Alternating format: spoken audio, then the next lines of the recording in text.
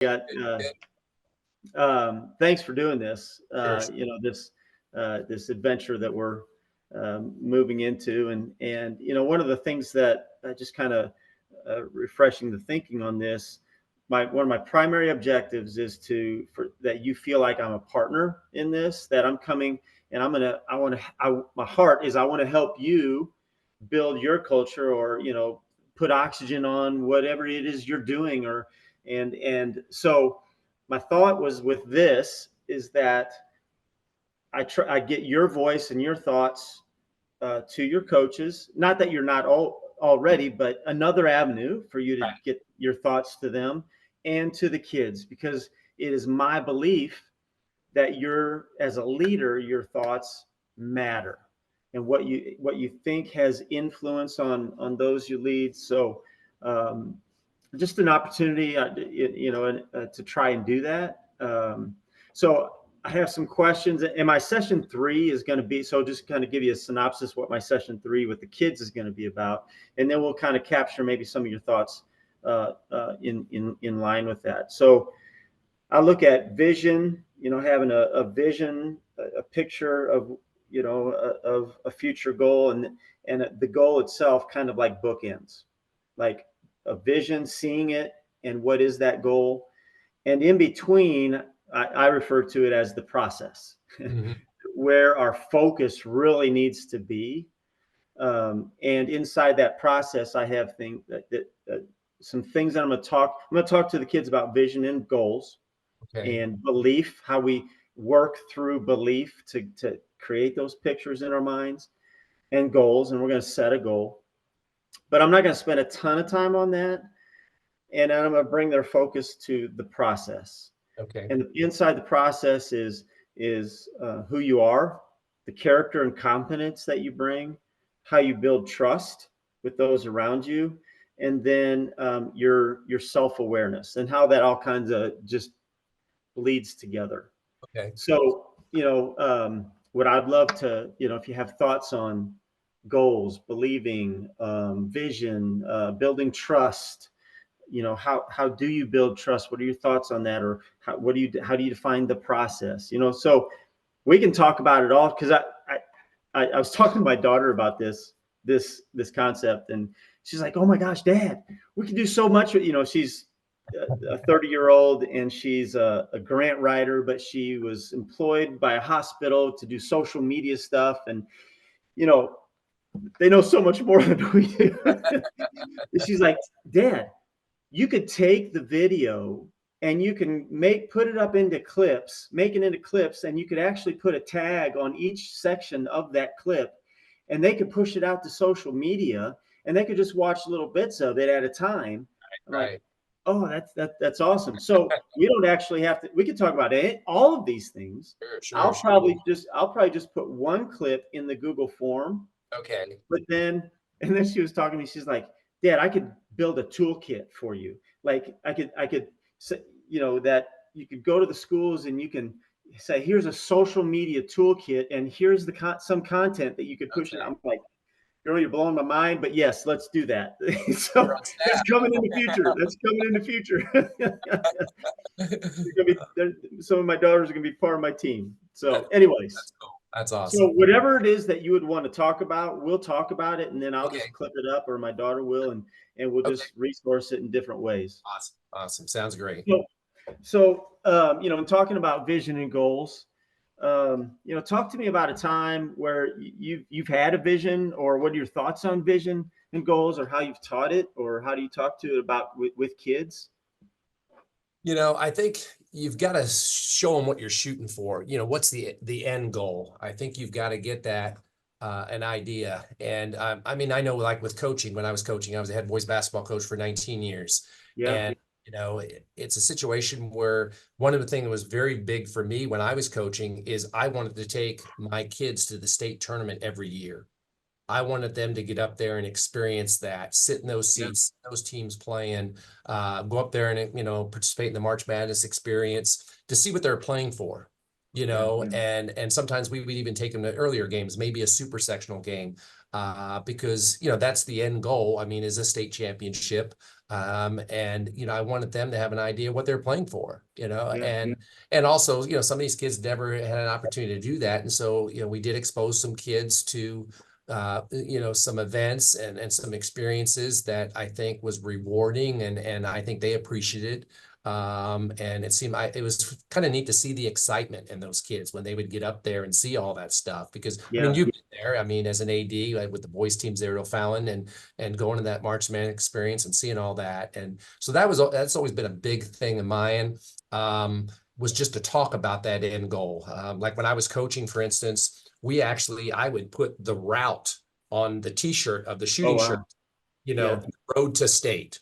And so we had I-55, the actual logo with, red, white, and blue, the actual logo you would see on the interstate that, hey, Yeah. this road we're taking. When I was up at Rock Falls, we had Route 40. That was the road we would take to go to state. So that constant reminder of that end goal and what we're trying to accomplish. Yeah. Even little things like in the locker room, back then you had to win 8 straight. That was what you had to do, was to win 8 straight if you wanted to win a state title. And so during the season, as we would win 3 in a row, 4 in a row, we would put that number up there. And our goal was to get to 8 to prove that we could win 8 games in a row. Yeah. Uh, and so just little things like that. We had a picture of the state tournament at, obviously Carver Hawk Arena on the door. So every day when they were walking in that locker room, they saw that was where they wanted to go. It was a laminated picture, and just Yeah. little things like that. But I think that's why it's important, and now when I've been AD, in our athletic conference room, I've got a big logo of the Southwestern Conference. That's what we want. And, this Yeah. past year we painted our gym floor and I put the IHSA logo in front of our bench, that right there. I mean, we're a part of that association, but that's what we're playing for. Yeah. So I think that's something that's really important to do. Yeah, that's awesome. I love that, Chris. And anytime I've come to your school, I've noticed, when I've been around you, yeah, you're always promoting the visual, like the vision, and what you just described as the head coach, like seeing it, and one of the things I'm going to talk about, like with vision, sometimes the vision is uncomfortable. Like I can't see myself, but the more you talk about it, the more you can see yourself in those scenarios, the more apt you're going to psychologically like be able to move in that direction. So that's awesome. That's awesome stuff. So, what would be so one of the things I'm going to talk about is that we're coming up on the anniversary of the 4-minute, breaking the 4-minute mile. The 70th anniversary is this spring. And so like, what would be a 4-minute mile for you right now? Like, what's something that you would, as an AD or as a school man, you have this concept in your heart, but it's like something like it's hard to believe in because it's never been accomplished, or something that, like you said with your team, like going to state, like that's like a 4-minute mile, because that's hard to believe in, and there's going to be doubters all over the place. What's something for you right now that might be in that category? I would say just overall, just, competing and moving up in the Southwestern Conference standings. I mean, when you look at the standings, traditionally, Alton has been down in that, 6, maybe 5, so maybe getting to that number 4, number Yeah. 3rd, 2, 1, obviously as high as possible.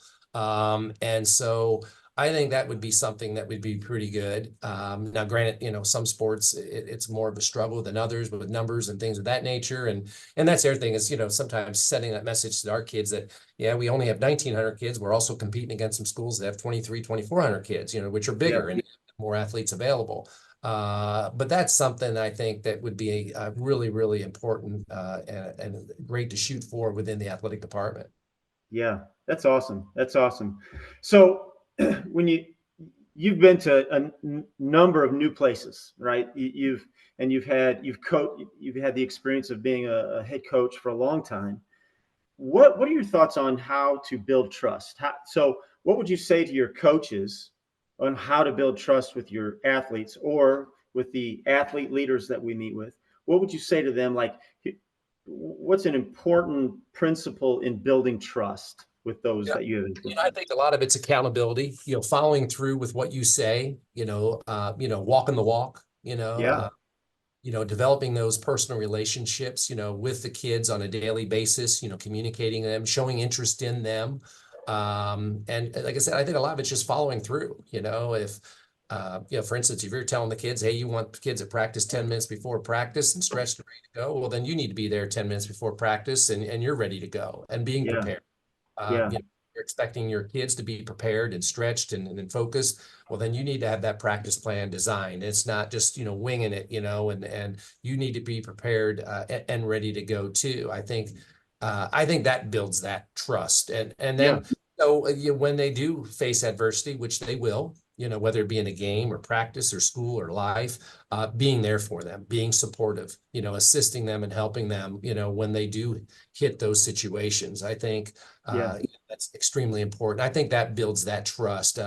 Because unfortunately, sometimes, with some of the student athletes you deal with over the years, they don't have people they can really trust in their life. And, here you are, maybe 2, 3 hours a day at a practice, you get an opportunity where they can now trust an adult in their life, so I Yeah. think it's huge. And that's a great point that a lot of kids these days, and Alton's not unique in that situation, that they may not have a model of, man, I trust that person because, and that they have that, and that then they can then take that model and lead or be a person of influence on their team, like talking about the athletes. So to give them some skills or even talk about it, that's one of the things that I'm going to do and I'm going to talk to them about, here's some things that you can do to build trust. So when you talk about relationship, what would be something that a leader could do, like intentionally each day, that could ultimately build relationship and trust? I think of it as just that interaction, with them. One of the things I used to do as a coach is I had exit meetings with every player. It didn't matter if they were freshman, senior, every kid had an exit meeting. I would have them fill out a kind of a questionnaire where I would ask them not questions necessarily related to basketball, which I was coaching. Sometimes it was, what's your favorite meal? Yeah. What's your favorite color? Yeah. What's your dream vacation? Just Yeah. things. And I would change those from year to year and mix those up. And then those became starter conversations later on, when you're starting to build that relationship with those kids where like, hey, I can't believe you don't like lobster. Lobsters, that man, I love lobster. And you ever try, and you start to develop that, which I think is something, that is helpful in that area. Yeah. Another thing I used to do a lot is we basically had a file system where every day a kid would come to my classroom and he would pick up, they all had a file in my classroom. They would pick up their practice plan. So I was making sure I was seeing every kid every day, before practice, Oh, they wow. had to come in. And there would be a Yeah. thought of the day. There would be the practice plan. So they would know exactly what's coming at them, what's the expectations. And it was great too, is sometimes, passing on information, because sometimes after practice, kids that gets lost or sweaty this way, they can put it in their book bag. And I always thought that was good because then I was starting to talk to kids, and if you need to talk to a kid now, you had a chance to interact with them. Maybe they had a tough game or a tough practice, and it's a chance to, build them up after that particular situation, or follow up with some things. But, and then also, as a coach too, just were they in school? I'm not having to go and look to see attendance wise, and, Yeah. my rules, they had to pick it up by, 11 a.m., they had, so every day. And that worked really, really well for me when I was coaching was, that file system. And Yeah. the kids liked it. They liked seeing that practice plan. And, sometimes, like you get home late and maybe you didn't have, hey, the practice plan, might not be done. And they would want to go that, hey, when are we going to get that, because that was important to them. And nowadays, Yeah. maybe I would do it electronically possibly, but then I like that interaction because like I said, I was seeing those kids face to face every day, which I Right. thought was really good. Yeah. And there's so much to that. You say we can do so much digitally, but there's so much to just being in person and in the space of someone that you just can't replicate, Yeah. And what I loved what you were talking about, like you stacked the relationship piece on top of something like that was functional, You know, Right. it was a functional piece, but then you kind of stacked the habit of, I'm going to be intentional about creating some relationship in these opportunities that I'm doing function. And And that's that's tough with an AD nowadays, at least in our situation. I know you did the same thing, is we've got so many coaches now that don't coach in the building. They're yeah, not, and, yeah, trying to have that relationship where you can't go to their classroom, you can't see them in the hallway. And that's tough, to it build some is. relationships because you just don't have that time. You don't see them on that daily basis to help build that trust and relationship with the coaches that are on our staff. Yeah. Yeah. Those are some great thoughts, Chris. So just kind of wrapping things up, what would you, we're gonna hopefully get this out to your coaches, and then we're gonna get it out to your athletes. Your athletes. What's something in your heart? This is kind of off the script, so catching you off guard. But what would you want your coaches to know of what's in your heart for them and your athletes for them? You know, I would say that I really love my job. I really, really enjoy it. I enjoy the planning part. I'm kind of a planner, Yeah. type A. I would hope that they would know that I will do whatever I can to help and make their job easier. I think that's one of my roles, is to make their job easier, whether it be dealing Yeah. with scheduling or busing, those type of things, so they can focus more on the coaching side of things. And I hope they recognize that. I hope they see that. I hope our athletes do too. That I want the best for them, because I really, you know um, there's challenges like all jobs, but there's also a lot of neat things that come with dealing with young people and in a school setting, and the excitement and the energy, and seeing them grow and develop, and it's just it's rewarding. It really is Yeah. rewarding. That's awesome. That's awesome, Chris. I love that heart, and I'll just share with you. I see that heart in you. Thank I you. see that, uh, and it's good stuff. And the Alton's lucky to have you. Lucky to have you leading the way. So Enjoying I, my I time. really, I really appreciate you.